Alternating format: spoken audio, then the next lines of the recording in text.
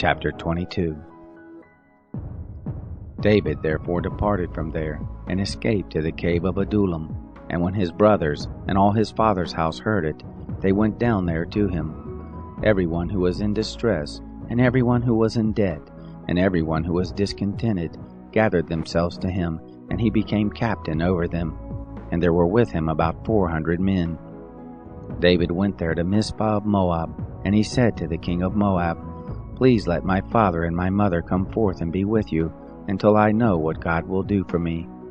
He brought them before the king of Moab, and they lived with him all the while that David was in the stronghold. The prophet Gad said to David, "Don't stay in the stronghold, depart, and go into the land of Judah." Then David departed and came into the forest of Hereth. Saul heard that David was discovered, and the men who were with him. Now Saul was sitting in Gibeah under the tamarisk tree in Ramah with a spear in his hand, and all his servants were standing about him. Saul said to his servants who stood about him, "Hear now, you Benjamites. Will the son of Jesse give every one of you fields and vineyards? Will he make you all captains of thousands and captains of hundreds, that all of you have conspired against me? And there is none who discloses to me when my son makes a league with the son of Jesse. And there is none of you who is sorry for me, or discloses to me that my son has stirred up my servant against me to lie in wait, as at this day." Then answered Doeg the Edomite, who stood by the servants of Saul, and said, "I saw the son of Jesse coming to Nob, to Ahimelech the son of Ahitub. He inquired of the Lord for him, and gave him food, and gave him the sword of Goliath the Philistine." Then the king sent to call Ahimelech the priest, the son of Ahitub, and all his father's house, the priests who were in Nob, and they all came to the king. Saul said, "Hear now, you son of Ahitub." He answered, "Here I am, Lord." Saul said to him, "Why have you conspired against me, you and the son of Jesse, in that you have given him bread and a sword, and have inquired of God for him, that he should rise against me to lie in wait, as at this day?"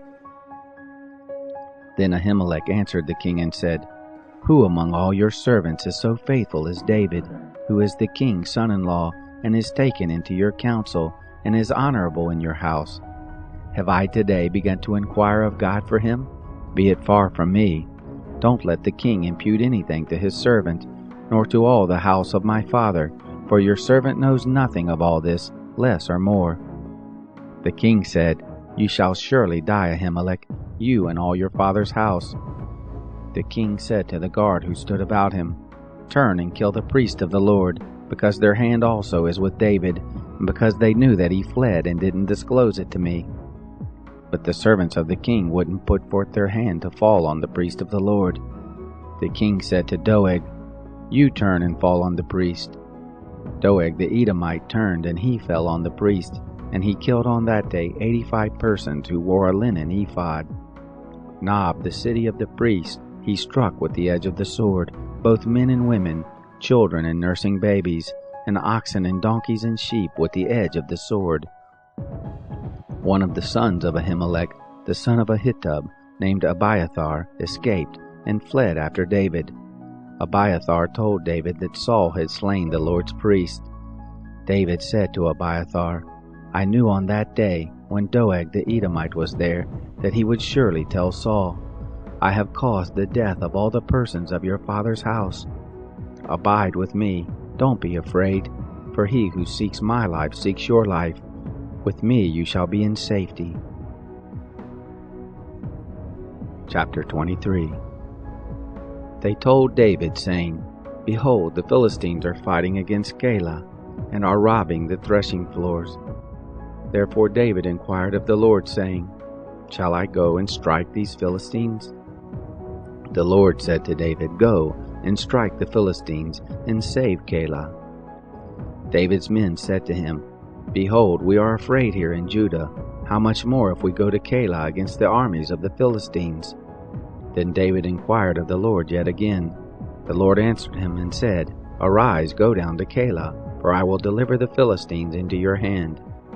David and his men went to Keilah, and fought with the Philistines, and brought away their cattle, and killed them with a great slaughter. So David saved the inhabitants of Keilah. It happened, when Abiathar, the son of Ahimelech, fled to David to Keilah, that he came down with an ephod in his hand. It was told Saul that David was come to Keilah. Saul said, God has delivered him into my hand, for he is shut in by entering into a town that has gates and bars. Saul summoned all the people to war, to go down to Keilah, to besiege David and his men. David knew that Saul was devising mischief against him, and he said to Abiathar the priest, Bring here the ephod. Then David said, O Lord, the God of Israel, your servant has surely heard that Saul seeks to come to Keilah to destroy this city for my sake. Will the men of Keilah deliver me up into his hand? Will Saul come down as your servant has heard? O Lord, the God of Israel, I beg you, tell your servant. The Lord said, He will come down. Then David said, Will the men of Keilah deliver up me and my men into the hand of Saul? The Lord said, They will deliver you up. Then David and his men, who were about 600, arose and departed out of Keilah, and went wherever they could go. It was told Saul that David was escaped from Keilah, and he gave up going there. David abode in the wilderness in the strongholds, and remained in the hill country in the wilderness of Ziph. Saul sought him every day, but God didn't deliver him into his hand. David saw that Saul had come out to seek his life, and David was in the wilderness of Ziph in the wood. Jonathan, Saul's son, arose and went to David into the wood, and strengthened his hand in God. He said to him, Don't be afraid, for the hand of Saul my father shall not find you, and you shall be king over Israel, and I shall be next to you, and that also my father Saul knows. The two made a covenant before the Lord, and David abode in the wood, and Jonathan went to his house. Then came up the Ziphites to Saul to Gibeah, saying, Doesn't David hide himself with us in the strongholds in the woods, in the hill of Hachilah, which is on the south of the desert? Now therefore, O king, come down, according to all the desire of your soul to come down, and our part shall be to deliver him up to the king's hand. Saul said, Blessed be you of the Lord, for you have had compassion on me. Please go, make yet more sure, and know and see his place where his haunt is, and who has seen him there, for it is told me that he deals very subtly. See therefore and take knowledge of all the lurking places where he hides himself, and come again to me of a certainty, and I will go with you, and it shall happen, if he be in the land, that I will search him out among all the thousands of Judah. They arose and went to Ziph before Saul, but David and his men were in the wilderness of Maon, in the Arabah, on the south of the desert. Saul and his men went to seek him. They told David when he came down to the rock, and abode in the wilderness of Maon. When Saul heard that, he pursued after David in the wilderness of Maon. Saul went on this side of the mountain, and David and his men on that side of the mountain. And David made haste to get away for fear of Saul, for Saul and his men compassed David and his men round about to take them. But there came a messenger to Saul, saying, Hurry and come, for the Philistines have made a raid on the land. So Saul returned from pursuing after David and went against the Philistines.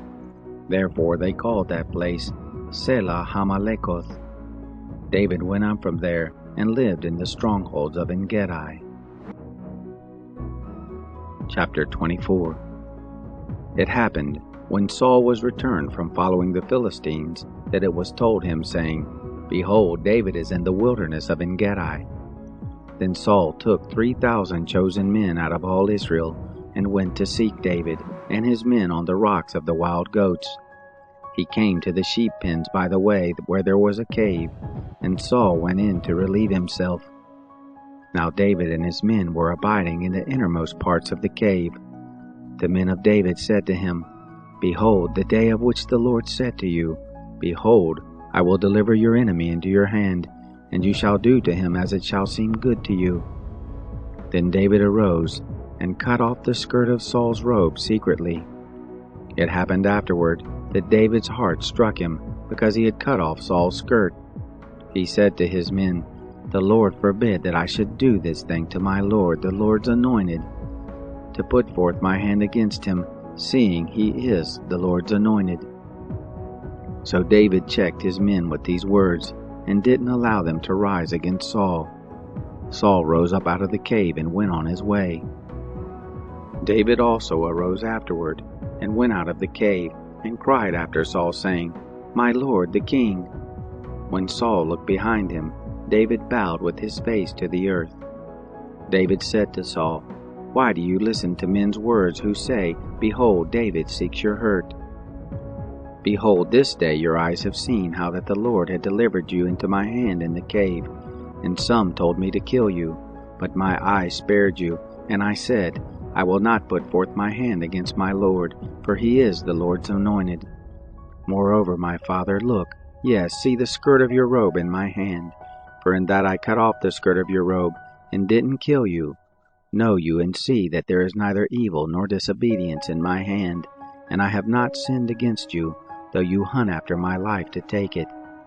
The Lord judge between me and you, and the Lord avenge me of you, but my hand shall not be on you. As says the proverb of the ancients, out of the wicked comes forth wickedness, but my hand shall not be on you. After whom is the king of Israel come out? After whom do you pursue? After a dead dog? After a flea? The Lord therefore be judge, and give sentence between me and you, and see, and plead my cause, and deliver me out of your hand." It came to pass, when David had made an end of speaking these words to Saul, that Saul said, "Is this your voice, my son David?" Saul lifted up his voice and wept. He said to David, "You are more righteous than I, for you have rendered to me good, whereas I have rendered to you evil.